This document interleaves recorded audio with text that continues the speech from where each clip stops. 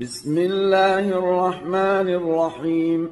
يسبح لله ما في السماوات وما في الأرض، له الملك وله الحمد، وهو على كل شيء قدير. هو الذي خلقكم فمنكم كافر ومنكم مؤمن، والله بما تعملون بصير. خلق السماوات والأرض بالحق وصوركم فأحسن صوركم وإليه المصير. يعلم ما في السماوات والأرض ويعلم ما تسرون وما تعلنون، والله عليم بذات الصدور. ألم يأتكم نبأ الذين كفروا من قبل فذاقوا وبال أمرهم ولهم عذاب أليم. ذلك بأنه كانت تأتيهم رسلهم بالبينات فقالوا أبشر يهدوننا فكفروا وتولوا واستغنى الله، والله غني حميد. زعم الذين كفروا أن لن يبعثوا، قل بلى وربي لتبعثن ثم لتنبؤن بما عملتم، وذلك على الله يسير. فآمنوا بالله ورسوله والنور الذي أنزلنا، والله بما تعملون خبير. يوم يجمعكم ليوم الجمع، ذلك يوم التغابن.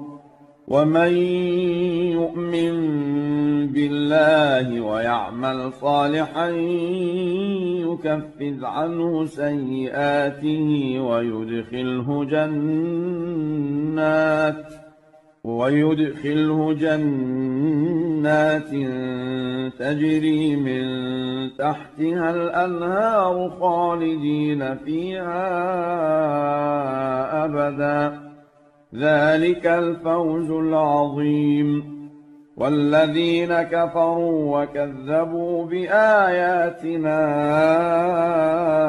أولئك أصحاب النار خالدين فيها، وبئس المصير. ما أصاب من مصيبة إلا بإذن الله، ومن يؤمن بالله يهد قلبه، والله بكل شيء عليم. وأطيعوا الله وأطيعوا الرسول، فإن توليتم فإنما على رسولنا البلاغ المبين. الله لا إله إلا هو، وعلى الله فليتوكل المؤمنون. يا أيها الذين آمنوا إن من أزواجكم وأولادكم عدوا لكم فاحذروهم، وإن تعفوا وتصفحوا وتغفروا فإن الله غفور رحيم.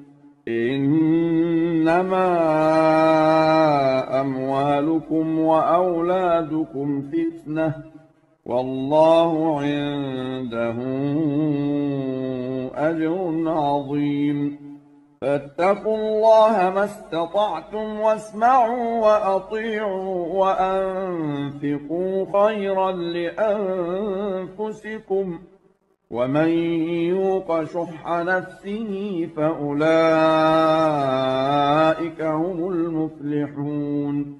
إن تقرضوا الله قرضا حسنا يضاعفه لكم ويغفر لكم والله شكور حليم عالم الغيب والشهادة العزيز الحكيم